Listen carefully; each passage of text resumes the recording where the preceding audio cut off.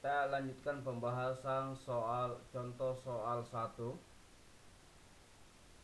Diketahui vektor A sama dengan 2i kurang 6j kurang 3k dan vektor B sama dengan 4i tambah 2j kurang 4k. Tentukan panjang proyeksi vektor A pada vektor B. Penyelesaian. Kita misalkan vektor D adalah proyeksi vektor A pada vektor B. Ingat, untuk soal pertama ini vektor B sebagai landasannya atau landasan proyeksi. Jadi kita gunakan rumus yang pertama, yaitu panjang vektor D atau proyeksi vektor A pada vektor B sama dengan vektor A dot vektor B per panjang vektor B. Sekarang kita substitusi nilai vektor A dan vektor B. Oke. Nah, ini. Vektor A itu 2i kurang 6j kurang 3k dot 4i tambah 2j kurang 4k. Ini vektor B. Per panjang vektor B. Rumus panjang vektor B itu adalah kita ambil koefisien dari vektor B, yaitu 4 pangkat 2 ini 2 pangkat 2 tambah min 4 pangkat 2. Selanjutnya kita kalikan yang di atas. Perhatikan, kita kalikan ini 2 kali 4 ya, kita tulis 2 kali 4 tambah minus 6 kali positif 2 tambah minus 3 kali minus 4. Oke. Per akar dari 4 pangkat 2 16, 2 pangkat 2 4, minus 4 pangkat 2 16. Selanjutnya 2 kali 4 8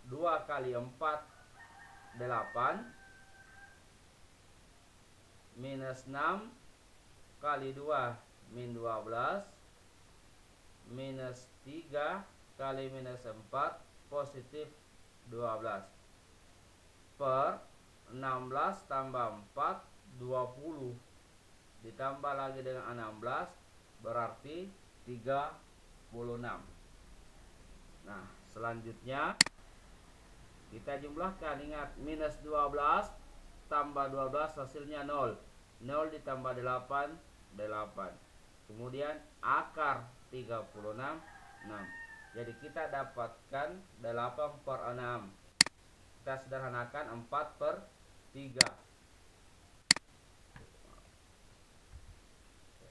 Jadi kita dapatkan panjang proyeksi vektor A pada vektor B itu adalah 4 per 3. Oke, ini pembahasan soal pertama. Oke, kita lanjut ke soal yang kedua atau contoh soal yang kedua. Nah, ini soalnya seperti ini. Perhatikan baik-baik. Apabila proyeksi skalar vektor A 3 min 2 1. Ingat, soal ini tampil dalam bentuk kolom. Yang soal pertama tadi itu dalam bentuk vektor satuan. Saya ulangi. Apabila proyeksi skalar vektor A 3 min 2 1 terhadap vektor B 2n 2 adalah sepertiga panjang vektor B, carilah kemungkinan nilai n yang memenuhi. Jadi untuk soal yang kedua ini kita diminta untuk mencari unsur dari sebuah vektor, yaitu n. Oke, jadi tetap kita menggunakan rumus yang tadi. Oke, kita lihat pembahasannya. Kata kuncinya di sini. Perhatikan. Apabila proyeksi skalar A vektor A terhadap vektor B adalah sepertiga panjang vektor B. Ya, sepertiga panjang vektor B. Nah, ini proyeksi skalar itu artinya rumus yang tadi, A pada B atau terhadap B. Berarti vektor B ini adalah vektor landasannya. Berarti kita dapatkan sebuah persamaan. Oke, ini persamaannya. Jadi ini rumus panjang proyeksi vektor A terhadap vektor B menurut keterangan soal sama dengan sepertiga. Nah, ini sepertiga panjang vektor B. Nah, ini panjang vektor B. Jadi ini persamaan yang kita dapatkan dari keterangan soal. Ya. Jadi vektor A dot vektor B per panjang vektor B sama dengan sepertiga panjang vektor B. Nah, sekali lagi saya ulangi karena kita start dari sini. Nah, ini adalah persamaan, ini adalah rumus panjang proyeksi. Dari mana ini nih soalnya? Apabila proyeksi skalar A terhadap B adalah di sini identik atau dikonversi menjadi sama dengan, ya, adalah itu sama dengan sepertiga. Nah, sepertiga panjang vektor B artinya sepertiga kali panjang vektor B. Nah, ini persama yang kita peroleh dari keterangan soal. Nah, dari sini kita bisa mulai bekerja. Nah, kita cari vektor A dot vektor B. Nah, kita hitung panjang vektor B, bisa kita hitung ya. Tapi sebelumnya itu kita sederhanakan terlebih dahulu supaya tidak terlalu kompleks perhitungannya.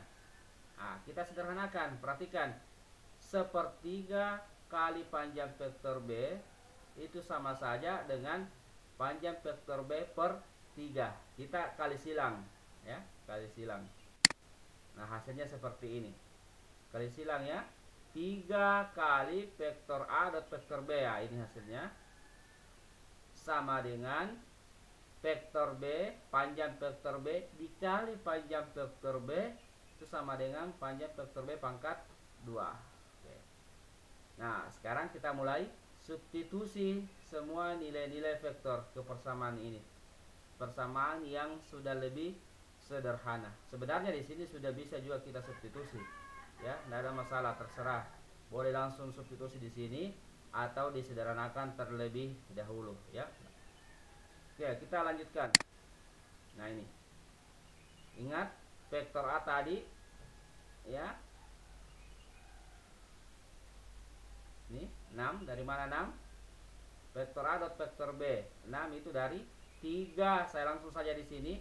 3 kali 2 6 tambah minus 2 kali N berarti minus 2N tambah 1 kali 2 2. Oke, sama dengan rumus panjang vektor itu adalah akar dari elemen-elemen vektor tersebut. Akar dari vektor B yaitu kita cari vektor B. Ini dia vektor B. 2 pangkat 2 tambah N pangkat 2 tambah lagi 2 pangkat 2 dalam kurung pangkat 2, ya, karena rumusnya memang pangkat 2. Oke, baik, kita selesaikan selanjutnya. Nah, ini. Nah, kita sederhanakan lagi, ini bisa ya, 6 tambah 2 8. Jadi kita dapatkan plus dengan minus, kita buka saja tanda kurungnya, jadi dapat persamaan 8 kurang 2N. Jadi 3 kali 8 kurang 2N. Jadi 8 dari sini ya, 6 tambah 2. Oke, kemudian sama dengan, ini kita sederhanakan juga ini.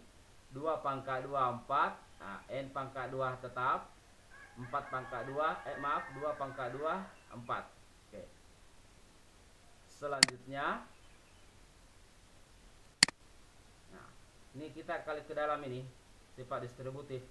3 kali 8 24. 3 kali minus 2N min 6N. Kemudian ini juga kita sederhanakan. 4 tambah 4 8.